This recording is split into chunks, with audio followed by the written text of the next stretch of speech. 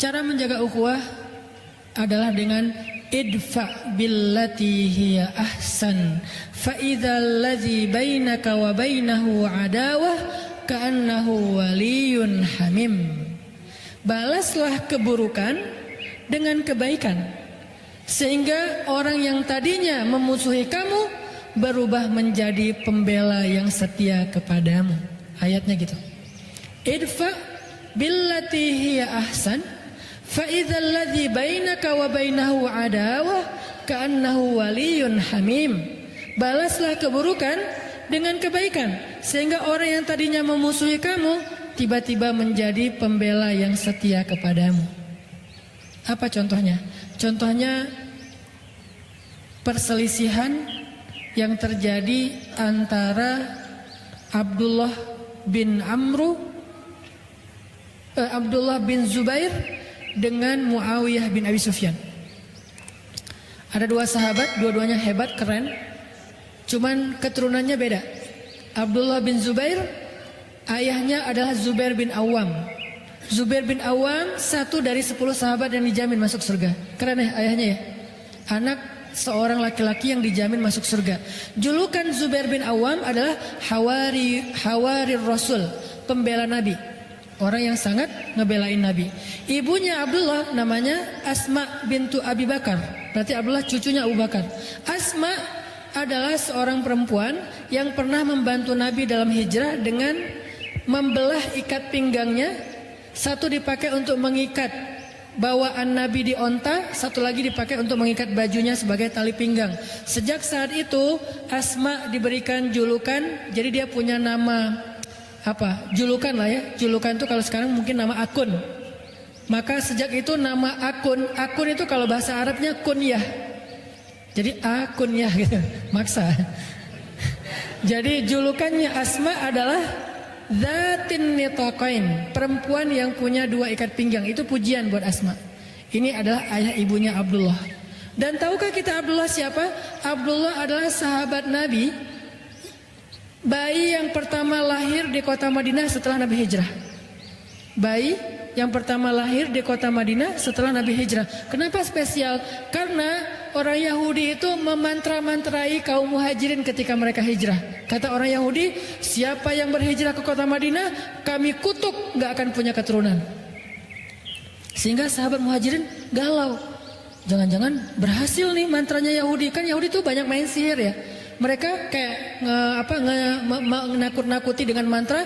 Pokoknya orang-orang muhajirin gak akan ada yang punya keturunan. Maka di tahun pertama Hijriah lahirlah Abdullah yang menjadi kabar gembira bagi kaum muslimin bahwa mantra itu tidak berpengaruh kepada mereka.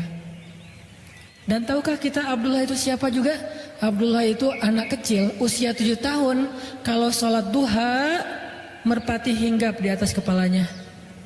Saking khusyuknya sholat duha. Usia berapa? 7 tahun, kelas 1 SD.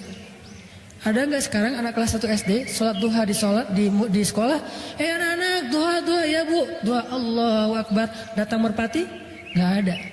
Kadang-kadang kita dengan nyamuk aja keganggu ya. Apaan sih ini nyamuk, laler dan segala macam.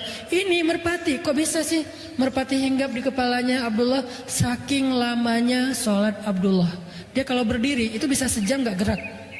Kalau kita masih gerak, merpati itu kan nggak langsung hinggap ya, dia kayak curiga dulu gitu kan. Ini benar nggak sih orang atau kayu?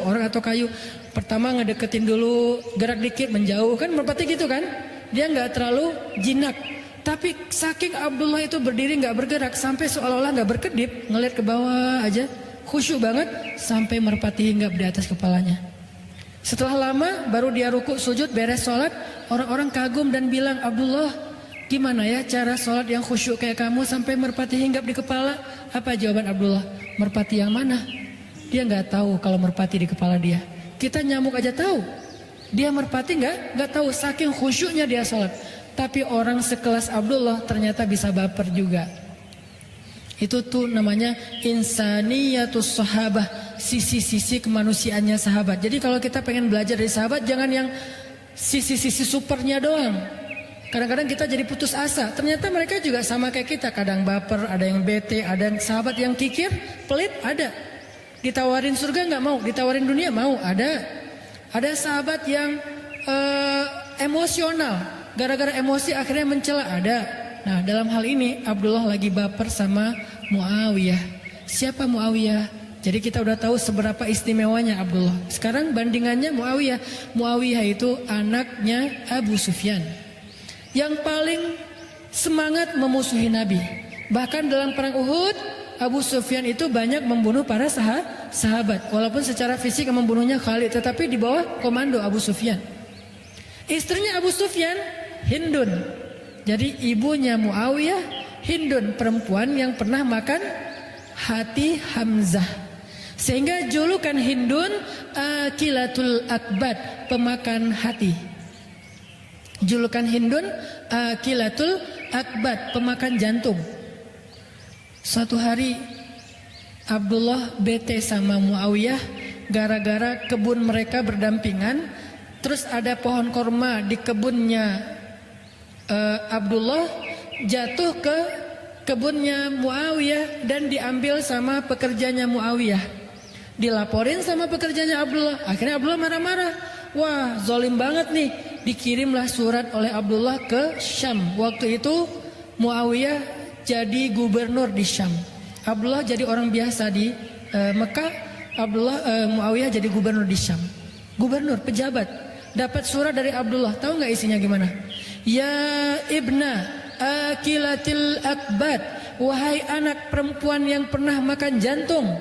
Marah-marah, mencela, menyebutkan nama ibunya Muawiyah.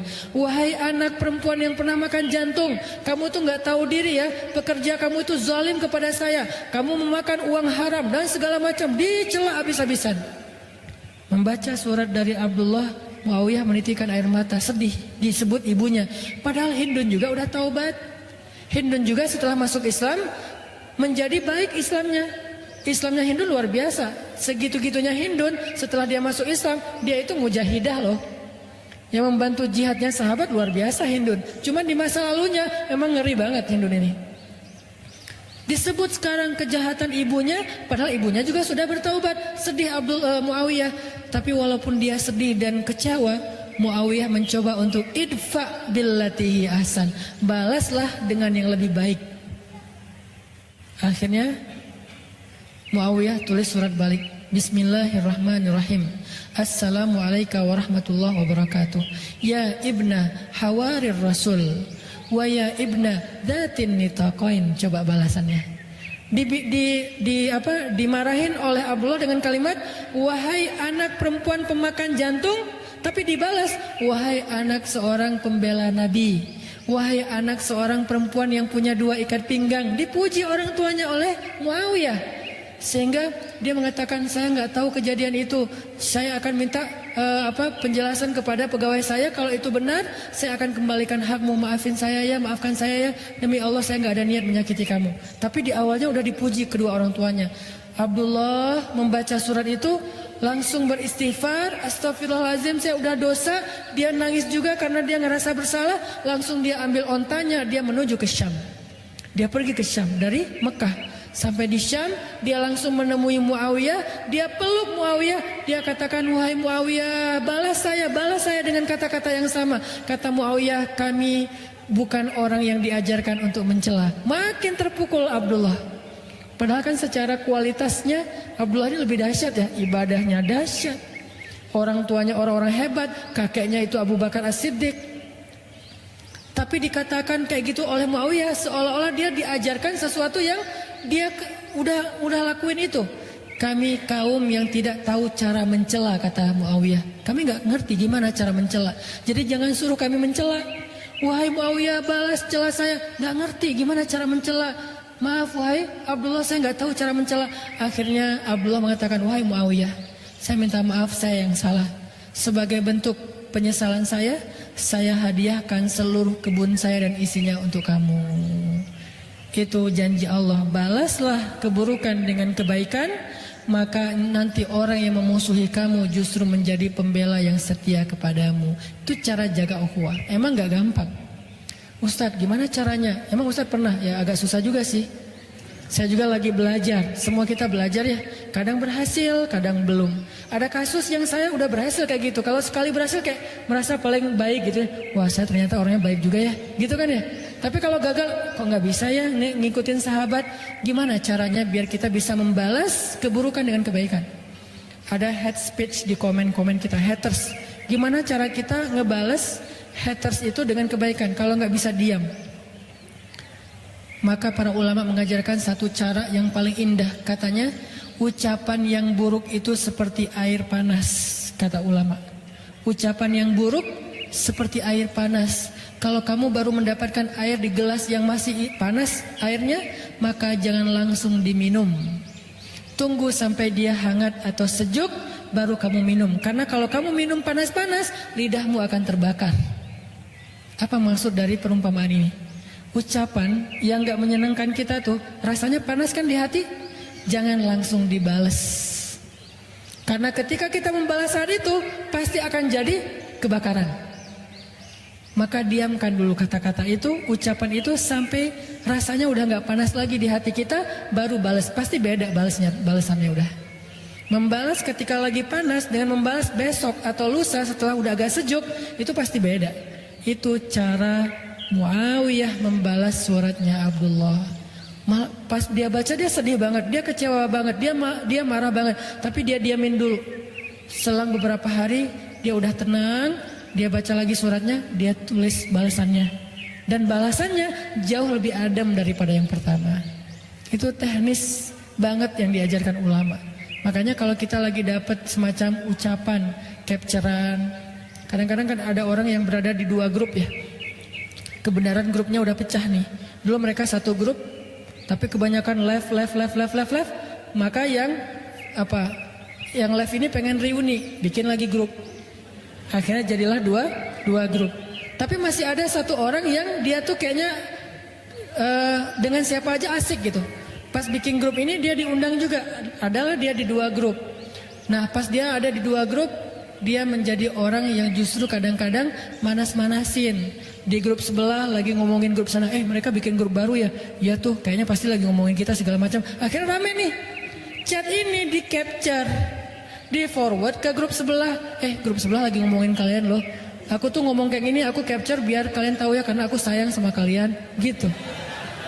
Akhirnya grup sebelah rame. Nah kalau kita dapat yang kayak gini-gini nih, capturean, forwardan. Itulah pokoknya head speech, comment, haters segala macam. Jangan di replay saat itu juga. Tunggu sehari, 2 hari. Pas kita udah tenang, replay. Kalau mau di replay. Kalau nggak mau di replay, maka kata Nabi, falyakul khairan aw liyasmut. Kalau mampu nge-replay, itu terjemahan medsos terhadap hadis ini ya.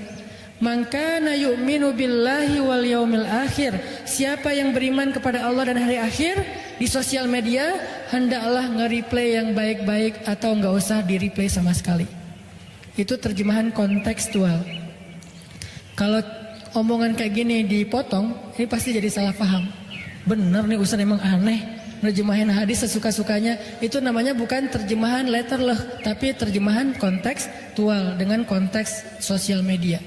Kalau kita mampu mereplay, replay yang baik-baik. Orang ngomong apa, kita ngomong sebaliknya.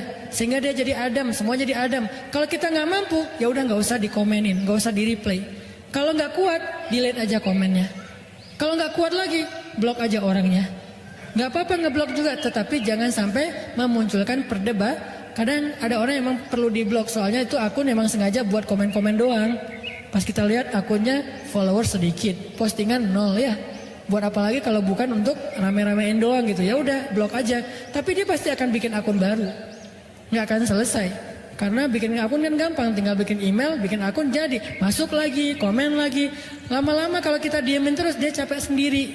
Tapi kita juga capek gitu dengan komen-komen kayak gitu ya. Makanya disitulah belajar.